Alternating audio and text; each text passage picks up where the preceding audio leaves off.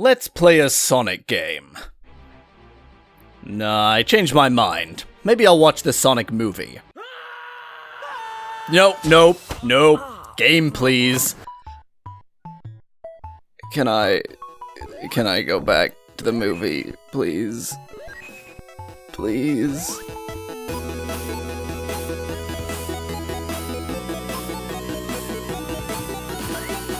Welcome to Obscuros Ludos. I play obscure games. Just before I begin, I need to point out that as I don't use an emulator for any of this footage, it has the rather brutal look of a handheld console recorded on a video camera.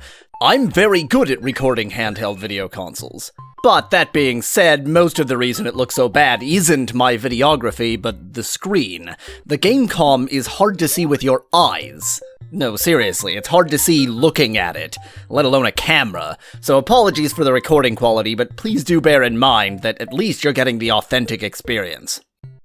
In 1997, Tiger Electronics released a late competitor to Nintendo's Game Boy, the Tiger Gamecom. Gamecom active. It was an odd breed. Its computing power and screen are barely more advanced than the Game Boy itself, and the screen in particular is slow to update, has bad ghosting problems. But the Gamecom had unique features that Tiger hoped to leverage to allow it to compete with Nintendo's offering.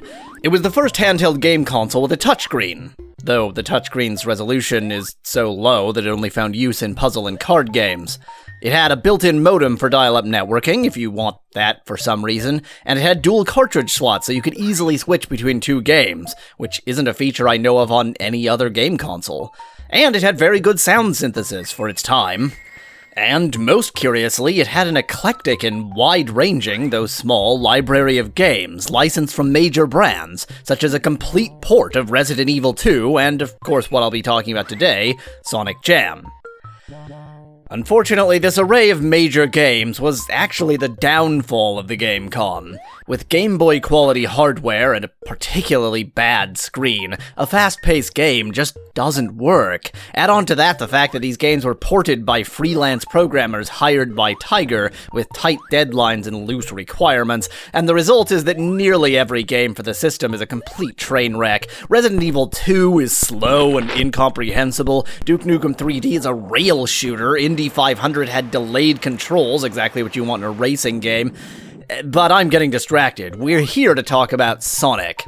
The original Sonic Jam for Saturn was one instance of Sega's most common Sonic compilation. Sonic 2, Sonic 3, and Sonic and Knuckles, as well as some other media. Sonic Jam for Gamecom is kind of that. It has Sonic 2, Sonic 3, and Sonic and Knuckles, but each consists of only 4 stages. This game conflates stages with acts, so they have 4 acts, I'll use both terms, and each of the stages is maybe inspired by the original? Maybe? There are little areas of recognizability, little hints that this could have something to do with the original games? But there's a lot of glue and nonsense, too. Let me show you what I mean. Act 2 of Sonic 3 in this game starts with a long, straight run, 15 seconds. Then a jump, then a checkpoint. No enemies, no rings, no obstacles, nothing to see, nothing to do. At this point, here in Sonic and Knuckles, there are bars to flip up, like Lara Croft, but on Gamecom, the whole flipping up action happens automatically. You can't control the timing, and at the top, an enemy, which, because the timing is automatic, is always there and can't be avoided. The only way to survive is to fly as Tails or to take an alternate route through the level. You cannot survive this obstacle. This just reeks of trying too hard to mimic the original and not hard enough to make a good game. But actually, the problem with this game isn't the level design. The level design is mostly lifted from the original games, just glued together badly. The biggest problem with this game is the actual mechanics of playing it. Whether you like Sonic games or not, I think most people would agree that Sonic's controls aren't very delicate. He has a lot of momentum, making everything feel a bit icy. And don't get me wrong, indelicate controls aren't a problem, they're a challenge. But too much is too much. And this game, too much. Sonic isn't on ice, Sonic is a freight train. If you want Sonic to slow down, you need incredible patience. If you want him to speed up, you can use the spin dash, or you can have incredible patience. And the spin dash... well, we'll get back to the spin dash. On top of all that, the actual speed of the game is totally inconsistent, as it's tied to the frame rate, and the frame rate tanks whenever there's too much on screen. Worse than that, every time Sonic picks up a ring, it slows down just a little bit for the instant that the ring is being picked up, so even if the game managed to pull itself together for just a moment, it punishes you for getting rings. Oh, and the rings! Just like any other Sonic game, when you get hit, the rings go flying out of Sonic's gray carcass all over the place. Well, usually I guess the carcass is blue, but unlike any of the other Sonic games, it is beyond science to understand how to actually get any of the rings that fly out. As they're flying, they're immaterial, or at least until they're not. At some point they exist, but then when they do exist, only some of them exist, and there's no way to guess which do and which don't, and I just don't understand.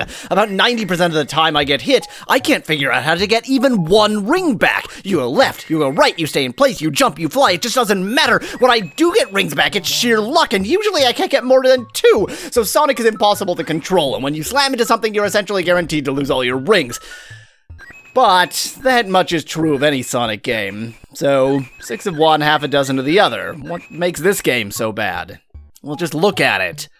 Just look at it. No, I'm not even complaining about what a mess it is. Just look at how big Sonic is on the screen, how small the screen is, and how fast he goes, even when the game is so slowly chugging along. With the extreme momentum, the very notion of dodging an obstacle is laughable. You'll never see it in time to react. And on top of all that, look at where Sonic is on the screen, where the camera is pointing, so to speak. Near a pitfall, you can guarantee that Sonic is as far down as it could possibly be, so low that you can't even see the pitfall below. Need to go up? Sorry, the camera wants to see down. Going right, camera left. Going left, camera right. And if you want to adjust the camera up and down, you can, but it takes so long. The only ways one could conceivably play this game are either to memorize every level, and if you want to do that, consult a doctor, or to ponderously go along, death by death, slamming into each obstacle with no forewarning, then remembering that one and making it a tiny bit farther, all to get closer to beating one more level, closer to making tangible progress, all towards the elusive and yet worthless goal of beating this piece of trash. Sorry, I had a bit of a moment there. I have beaten all of Sonic Jam for Gamecom, both as Sonic and Tails. Tails is easy, even more so in this game than usual Sonic, because you can essentially fly over every level, so he's almost not worth talking about. With Sonic... okay, I admit it. I cheated. This game has an infinite lives code. I'm confident that I could beat it without the code. To beat it without cheating would just require memorizing enough of every level to do it reliably. But I have better things to do with my entirely finite life than that, like...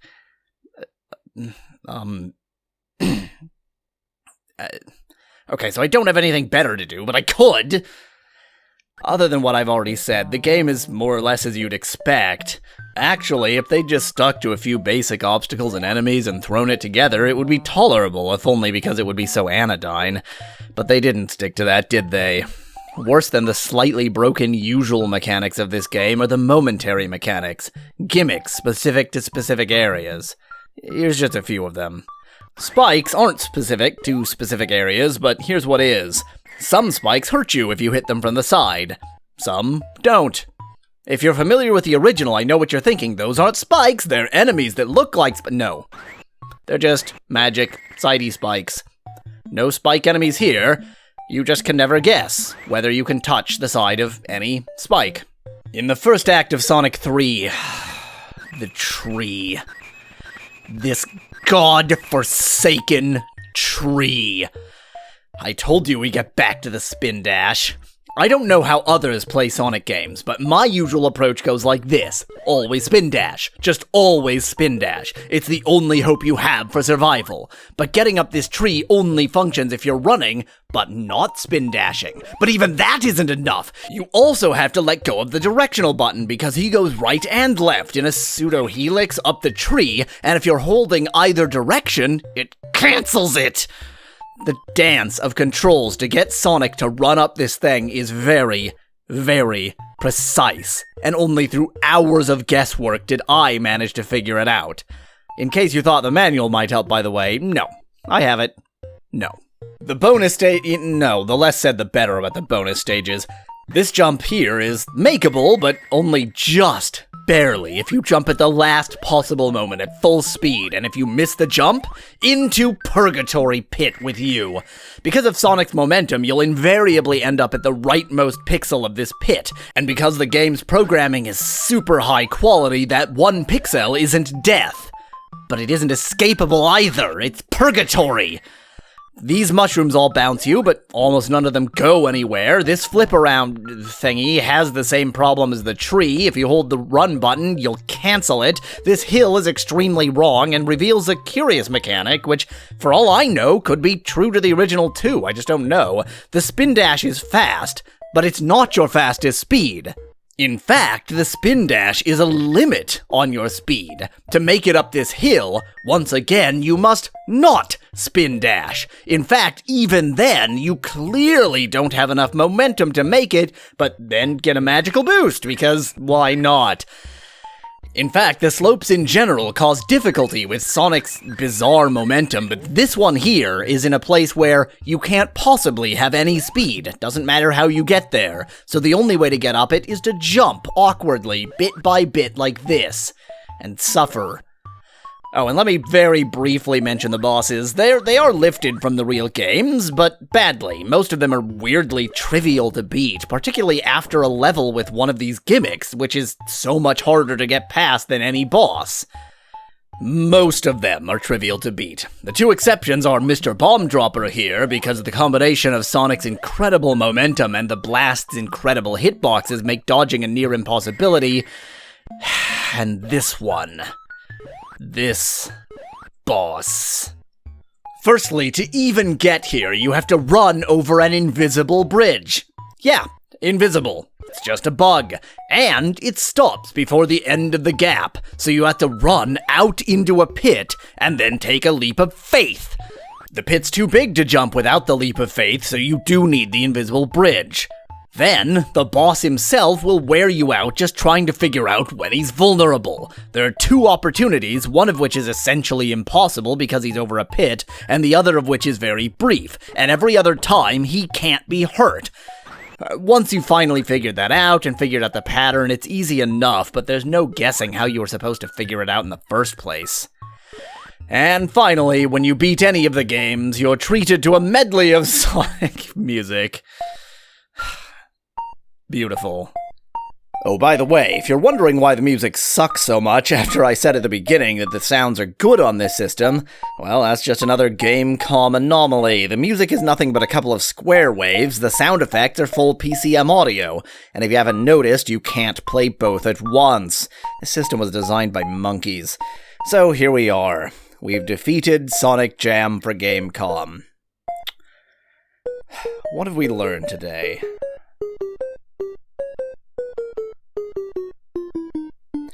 Well, really, this game suffers from the exact same problem as, say, every game for the Game Boy Color. Their aspirations were beyond their technology. There was never going to be a good port of Sonic with all its blast processing to a game console as primitive as the Gamecom. The developer made a Herculean effort, and in terms of the simple question, is this a Sonic game? Well, yeah. It feels like a Sonic game. It's flawed, it's frustrating, it's quirky, but it's actually an impressive attempt. It's just an attempt at something that should never have been attempted at all. I hope you enjoyed this look at an obscure game. If you did, do leave a like below, and if you want to see more obscure games, subscribe. If you'd like to see my full playthrough of this game with commentary, there's a link in the description below, as well as links to some of the other obscure games I have played. If you have a suggestion for an obscure game you'd like to see me play or review, or just want to say hi, leave a comment. Thank you for watching Obscura Manete.